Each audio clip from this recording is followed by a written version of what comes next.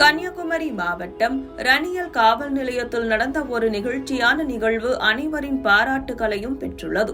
Corona தொற்றால் தந்தையை இழந்த ஒரு இளம் பெண் காவல்துறை ஊழியருக்கு காவல் நிலைய ஆய்வாளர் தந்தை ஸ்தானத்திலிருந்து வளைகாப்பு நிகழ்ச்சியை நடத்தி அசத்தியுள்ளார்.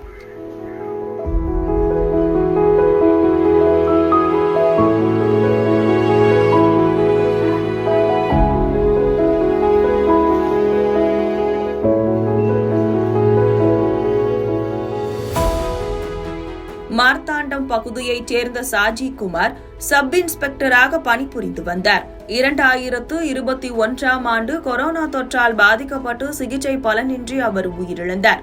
அவரது ஒரே மகள் பூஜாவுக்கு தந்தையின் மறைவுக்கு பிறகு 2022 செப்டம்பர் 1ஆம் தேதி கருணை அடிப்படையில் காவல்துறை அமைச்சு பணியாளராக அரசு வேலை கிடைத்தது. அன்று முதல் அவர் ரணியல் காவல் நிலையத்தில் டேட்டா என்ட்ரி ஆபரேட்டராக பணிபுரிந்து வருகிறார். 2023 ஆகஸ்ட் 27ஆம் தேதி பூஜாவுக்கும் குமாரபுரத்தைச் சேர்ந்த ஆனந்த்ராம் என்பவருக்கும் திருமணம் நடைபெற்றது. காவல் நிலையத்தில் பணிபுரியும் ஆய்வாளர், சப் இன்ஸ்பெக்டர்கள் மற்றும் காவலரிடம் தனது தந்தை தன் மீது வைத்திருந்த பாசம் குறித்து பூஜா அடிக்கடி நெகிழ்ச்சியுடன் பேசியுள்ளார்.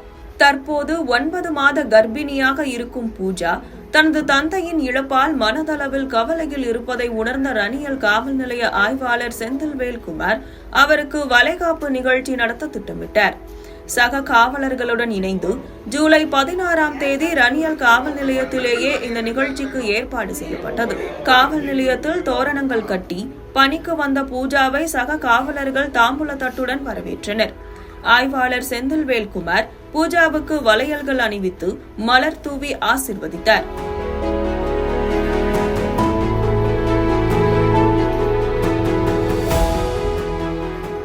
மேலும் பல வகை பலகாரங்களையும் ஊட்டி தனது பாசத்தை வெளிப்படுத்தினர்.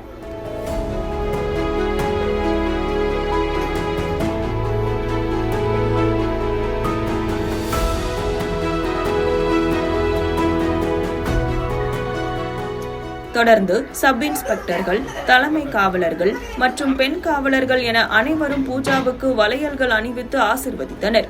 காவல் நிலையமே விழா கோலம் பூண்டது. இந்த நிகழ்வு பூஜாவையும் நெகிழ செய்தது.